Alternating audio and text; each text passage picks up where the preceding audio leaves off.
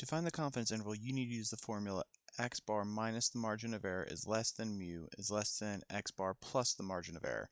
And the formula for margin of error is this formula here, t sub alpha over 2 times the sample standard deviation divided by the square root of n.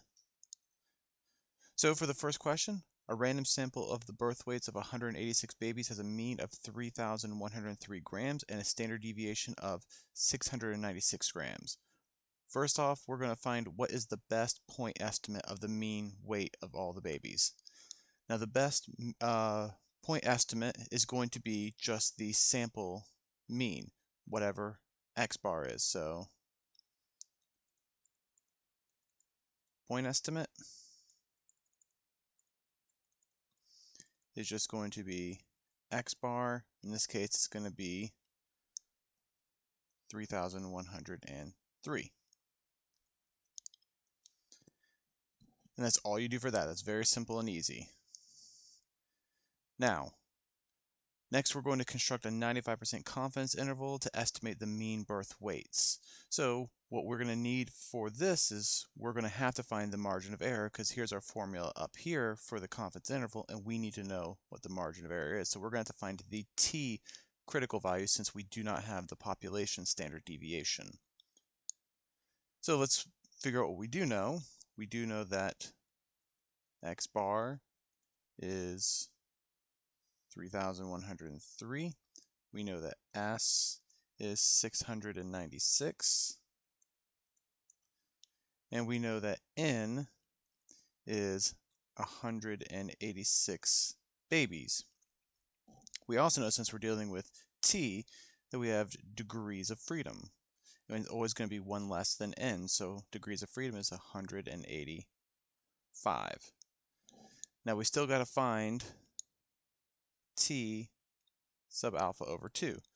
So we're going to do, first off, find out what is alpha over 2. So alpha over 2 is going to be 1 minus our confidence interval, so 1 minus 0.95 divided by 2. And that's going to end up giving us 0.025. So we're going to find the t critical value for 0.025. And the easiest way to do that is using our t-chart.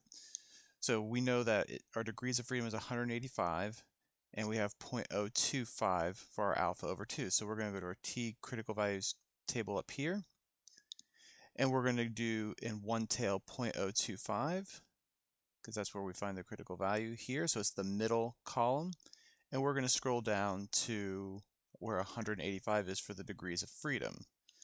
Now you're going to see that we don't actually have 185. But because the numbers start differentiating very, very little as you get higher, we're going to do the closest to it, which is going to be 200. So the middle column and the row is 200. We're going to get a t critical value of 1.972. So 1.972. And now that we know what the critical value is, and we know what the E value, or the S and N value, is up here for our margin of error, we're just going to plug those in to get the margin of error. So E is going to equal 1.972 times 696 divided by the square root of 186 for N. And we're going to end up getting 100.637, and I'm just going to go to 3 decimal places. Now we can actually use the formula for the confidence interval.